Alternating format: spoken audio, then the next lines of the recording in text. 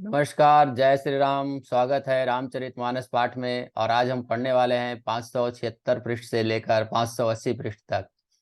अभी तक जो प्रसंग चला था, राजा जनक जी वनवास में दौरान वहां पहुंच गए हैं और वशिष्ठ जी ने बहुत ही अच्छी तरह से उनको समझाया बुझाया है। फिर उस दिन सभी लोग उपवास ही रह गए हैं, बिना जल के बिना आहार के रह गए हैं। राम घाट पर सभी लोग स्नान किए हैं और अब उससे आगे का पृष्ठ हम पढ़ने वाले हैं। तो चलिए शुरुआत करते हैं पृष्ठ क्रमांक 576 से।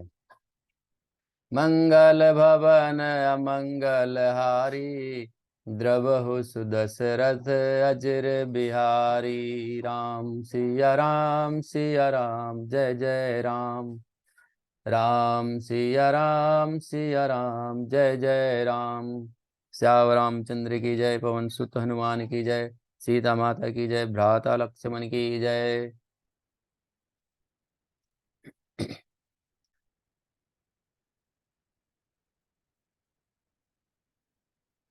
तब हम पृष्ठ क्रमांक 576 से पढ़ने वाले हैं।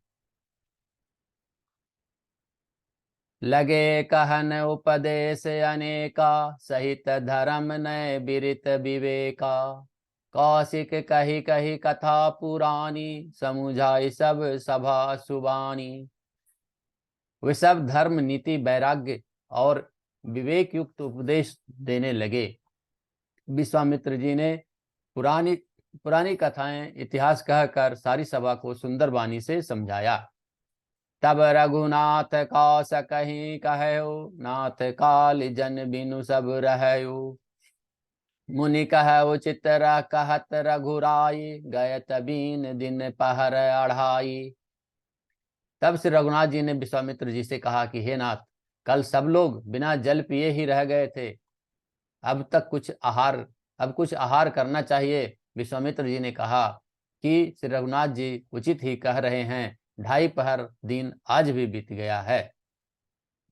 ऋषि रुख लखी कहती रहुत राजू, यहाँ उचित नहीं असन अनाजू।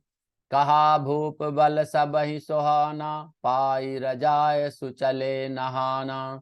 विश्वामित्र जी की रुख देखकर तिरहुत राज जनक जी ने कहा, यहाँ अन्न खाना उचित नहीं है। राजा का सुंदर कथन सबके मन को अच्छा लगा। सब आज्ञा पाकर स्नान करने चले। दोहा। तेहि अवसर फल फूल दल, मूल अनेक प्रकार। लय आए बनचर विपुल, भरी भरी कांवरी भार। सियावर रामचंद्र की जय। उसी समय अनेकों प्रकार के बहुत से फल फूल पत्ते मूल और बहंगियों और बोझों में भर भर कर बनवासी कोल की रात लोग ले आए। कामद भे गिरि राम प्रसादा, अवलोकत अपहरत विषादा। सर सरिता बन भूमि विभागा, जनु उमगत आनंद उरागा। श्री रामचंद्र जी की कृपा से सब पर्वत मनचाही वस्तु देने वाले हो गए। वे देखने मात्र से ही दुखों को सर्वथा हर लेते थे। वहां के तालाब नदियों वन और पृथ्वी के सभी भागों में आनंद और प्रेम उमड़ गया था। बेली बिटप सब सफल सफूला, बोलत खग मृग अली अनुकूला। तेहि अवसर बन अधिक उछाहु, त्रिविध समीर सुखद सब काहू। बेलें और वृक्ष सभी फल और फूलों से युक्त हो गए। पशु पक्षी और भंवरे अनुकूल बोलने लगे। उस समय उस अवसर पर वन में बहुत सा उत्साह था, आनंद था। सब किसी को सुख देने वाली शांति, शीतल सुगंध और मंद हवा चल रही थी। जाई न बरनी मनोहर ताई, मनु जाई करती जनक पहुनाई। तब सब लोग नहाय नहाई, राम जनक मुनि आय सुपाई। देखी देखी तरुवर अनुरागे, जहाँ जहाँ पुरजन उतरन लागे। दल फल मूल कंद विधि नाना, पावन सुंदर सुधा समाना। वन की मनोहरता वर्णन नहीं की जा सकती। मानो पृथ्वी जनक जी की पहुनाई कर रही है। तब जनकपुर वासी सब लोग नहा नहा कर श्री रामचंद्र जी, जनक जी और मुनि जी की आज्ञा पाकर सुंदर वृक्षों को देख देख कर प्रेम से भरकर जहां तहां उतरने लगे। पवित्र, सुंदर और अमृत के समान स्वादिष्ट अनेकों प्रकार के पत्ते, फल, मूल, कंद सब आए। दोहा। सादर सब कह राम गुर, पठे भरी भरी भार, पूजी पितर सुर अतिथ गुरु, लगे करन फरहार। सियावर रामचंद्र की जय। और श्री राम जी के गुरु वशिष्ठ जी के पास बोझे भर भर कर आदर पूर्वक भेजे। तब वे पितर देवता, अतिथि और गुरु की पूजा करके फलाहार करने लगे। एहि विधि बासर बीते चारी, राम निरखी नर नारी सुखारी। दुह समाज असी रुचि मन माही, बिनु सिय राम फिर अब भल नाही। इस प्रकार 4 दिन बीत गए। फिर श्री रामचंद्र जी को देखकर सभी नर नारी वहां सुखी हैं। दोनों समाजों के मन में ऐसी इच्छा है कि श्री रामचंद्र जी, सीता जी के बिना लौटना अब अच्छा नहीं है। सीताराम संग बनवासु, कोटि अमीरपुर सरिस सुपासु। परिहर लखन राम वैदेही, जहि घर भाव बाम विधिते ही। श्री सीताराम जी के साथ वन में रहना करोड़ों देवताओं के निवास समान सुखदायक है। श्री राम जी, लक्ष्मण जी और सीता जी को छोड़कर जिसको घर अच्छा लगे, विधाता उसके विपरीत है। दाहिन दय उदोई सब सबही, राम समीप बसिय बन तबही। मंदाकनि मज्जनु तिहि काला, राम दरस मुद मंगल माला। जब दैव सबके अनुकूल हो तब श्री राम जी के पास वन में निवास हो सकता है। मंदाकिनी जी का तीनों समय स्नान और आनंद और मंगलों की माला समूह रूप श्री रामचंद्र जी का दर्शन। अटनु राम गिरि बन तापस थल, असउ अमित सम कंद मूल फल। सुख समेत संबत सुई साता, फल सम होई न जान ही जाता। श्री रामचंद्र जी के पर्वत कामदनाथ और वन और तपस्वियों के स्थान में घूमना और अमृत के समान कंद मूल फल का खाना 14 वर्ष सुख के साथ पल के समान हो जाएंगे, बीत जाएंगे और कुछ जीते जी हुए जान ही नहीं पड़ेगा कि कैसे यह 14 साल बीत गया। दोहा। ए सुख जोग न लोग सब, कहीं कहास भागु। सहज सुभाय समाज दुहु, राम चरण अनुरागु। सियावर रामचंद्र की जय। सब लोग कह रहे हैं कि इस समय इस सुख के योग्य नहीं है, कि हम इस सुख के योग्य नहीं हैं, हमारे भाग्य ऐसे कहाँ हैं। दोनों समाजों का श्री रामचंद्र जी के चरणों में सहज स्वभाव ही प्रेम है। एहि विधि सकल मनोरथ करही, बचन सप्रेम सुनत मन हरही। सिय मातु तेहि समय पठाई, दासी देखि सु अवसर आई। इस प्रकार सब मनोरथ कर रहे हैं। उनके प्रेम युक्त वचन सुनते ही सुनने वालों के मनों को वो हर लेते हैं। उसी समय सीता जी की माता श्री सुनैना जी की भेजी हुई दासियां कौशल्या जी आदि के मिलने का सुंदर अवसर देखकर वो भी आई। सावकाश सुनि सब सिय सासु, आयु जनक राज निवासु। कौशल्या सादर मन मानी, आसन दिए समय असमानी। उनसे यह सुनकर कि सीता जी की सब सासुएं इस समय फुर्सत में हैं, जनक राज का रनिवास उनसे मिलने आया। कौशल्या जी ने आदर पूर्वक उनका सम्मान किया और सब समयोचित आसन लाकर उन सभी को दिए। सिलु सनेहु सकल दुई ओरा, द्रवहि देखि सुनि कुलिस कठोरा। पुलक शिथिल तन बारी विलोचन, मही नख लिखन लगी सब सोचन। दोनों ओर के सबके सील और प्रेम को देखकर सुनकर कठोर वज्र भी पिघल जाते हैं। शरीर पुलकित और शिथिल है और नेत्रों में आंसू है, शोक और प्रेम के आंसू हैं।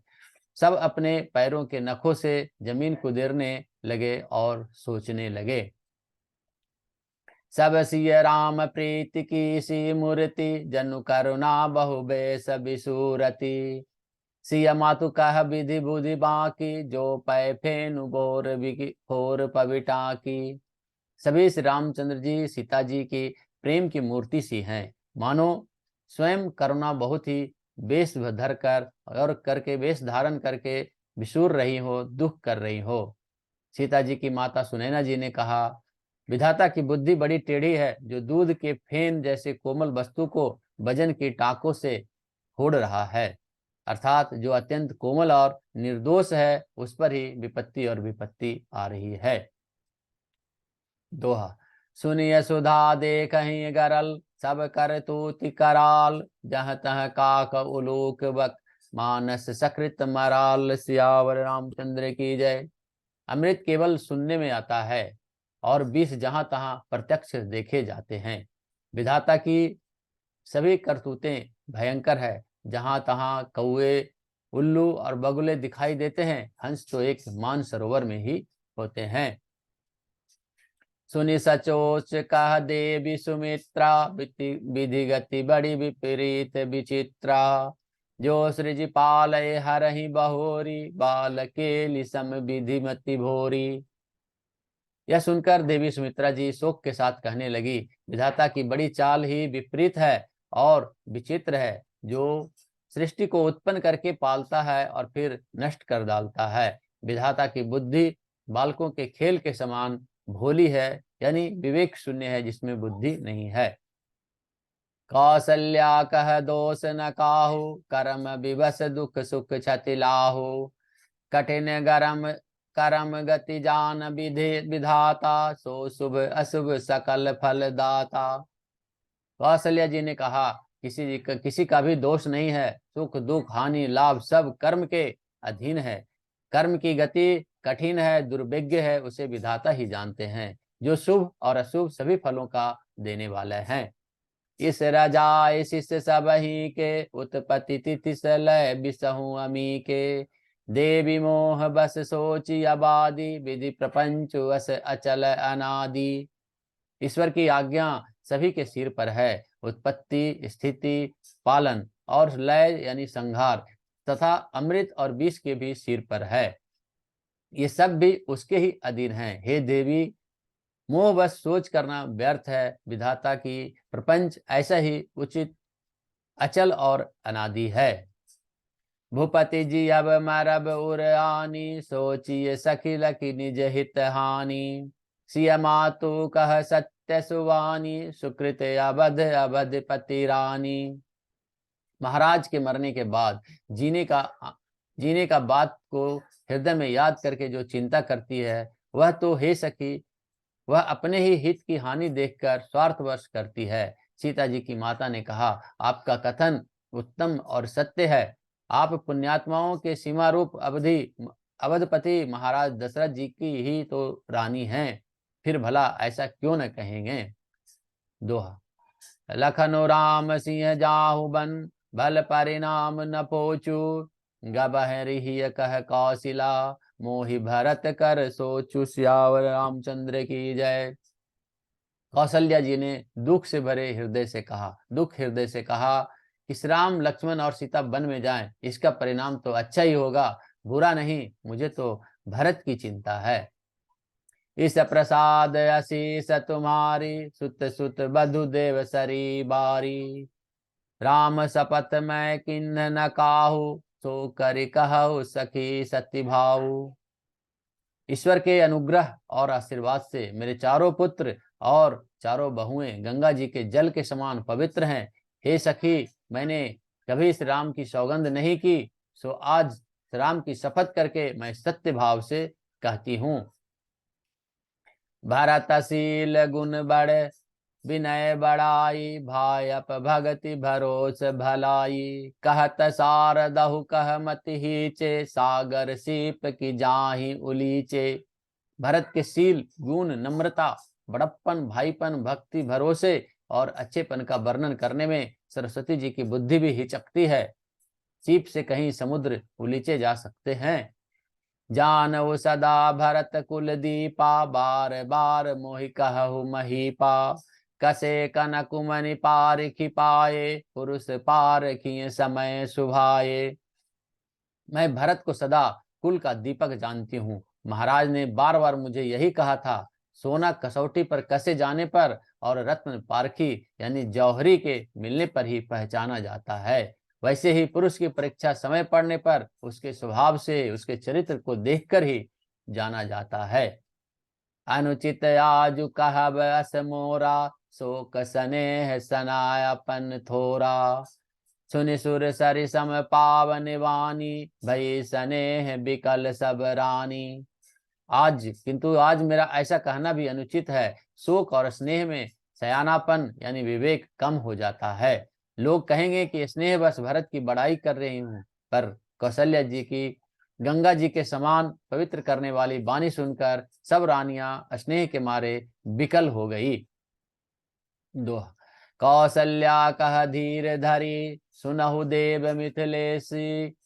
को विवेक निधि बल्लभहि, तुम ही कहि उपदेश। सियावर रामचंद्र की जय। कौशल्या जी ने फिर धीरज धरकर कहा, हे देवी मिथिलेश्वरी, सुनिए ज्ञान के भंडार श्री जनक जी की प्रिया, आपको भला कौन उपदेश दे सकता है। रानी राय सन अवसर पाई, अपनी भांति कहब समुझाई। रखियहि लखन भरत गवन ही बन, जो यह मत माहे महीपन।